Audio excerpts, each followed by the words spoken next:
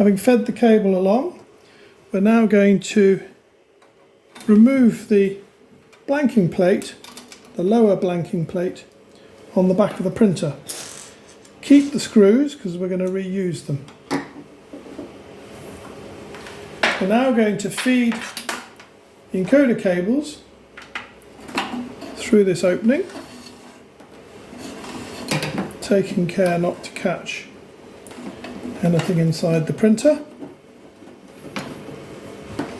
And we're going to use the two slots on the indicator light, and we're going to feed the cables through there, and we're going to take the screw that we've just removed from the blanking plate, and we're going to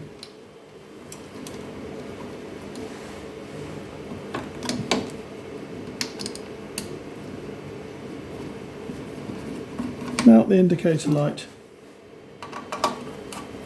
on the back of the printer with the two cables coming through.